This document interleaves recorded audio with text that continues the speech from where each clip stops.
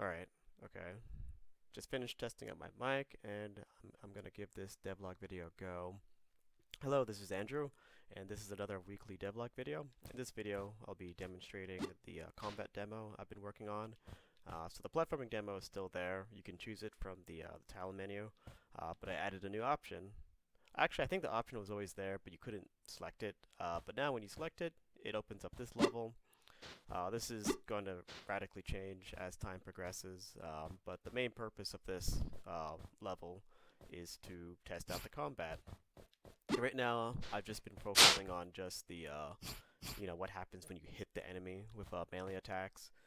There is going to be a projectile type system, but that's not in it right now. And I'm trying to put in a lot of effort into the attacking, just so it feels good when you hit, and it kind of encourages you to keep striking enemies. So when you do a basic attack, which is square if you're using the PlayStation controller, or if you're playing on keyboard, you hit X. You just do a normal combo, right? It's actually a three-hit chained attack. If you keep spamming your attack button. So if you hit an enemy, the sound changes, and you can push the enemy back. And if you notice, it'll be flashes indicating that it's now invincible to that current attack. As soon as you strike it with the next attack in your combo chain, take damage from that. Right now, the actual health system isn't in place, so these enemies are effectively immortal. But it gets across. Once you hit an enemy with your third attack, you can actually launch them farther, and a little faded effect that you see. So this mechanic I've called the bop mechanic. Basically, it's a form of a CC where when either the enemy or yourself, enemies can actually do this to you. You're temporarily crowd controlled. You can't use your character, or the enemy can't do anything while they're in this state. And if you're quick enough, you can technically keep them in this state indefinitely. So I'm still playing around with the numbers and tweaking it. I don't want this to be too overpowered. Like for instance, I might try to balance that bopped state by having other enemies you'll have to worry about. So maybe it's not possible to just stay on the enemy, but the idea is that if you can get them bopped, then you should be able to keep going quick enough. I'll also be mixing it up. Eventually, there's going to be another state where some attacks are unstoppable, where when it's unstoppable, you won't be able to launch him or push him back. One extra mechanic that you can't actually see because the enemy isn't attacking, but if the enemy's not unstoppable but they're attacking, you can actually cancel their attack by hitting them first. I really want this game to be at least thoughtfully aggressive.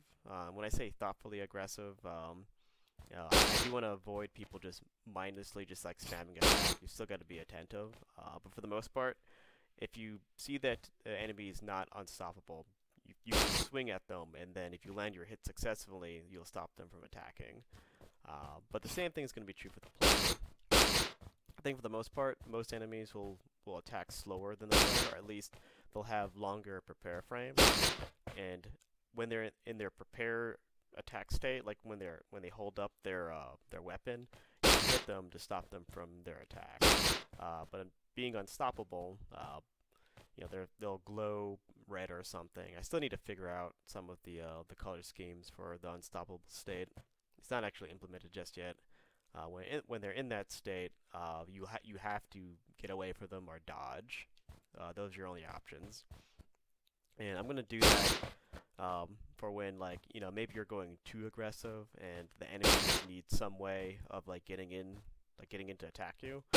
Boss fights especially will take advantage of that feature. That way, the player is forced to be on the defensive, at least partially for the battle. Let's see here. What else did I do? So this I can't show, but I added extra controls for gamepad. So now when you dash, you can either use right trigger or circle, or I think it's B on the Xbox controller. And lastly, well, not lastly, but in the platformer demo, I added the parallax effect in the vertical direction. So when the character is falling or going up in the level, you can see the background slowly change, which is a pretty cool effect. Uh, but actually, lastly, I made several smaller bug fixes. So I'm not gonna go into details on the bug fixes. There's always like little bug fixes and like balance changes that I do, which I spend a considerable time doing, just making sure everything's as clean as possible before I start adding in more systems. But not really worth listing out. But thanks to those who took the time to watch this devlog video, and I'll be making another one next week, hopefully. Adios.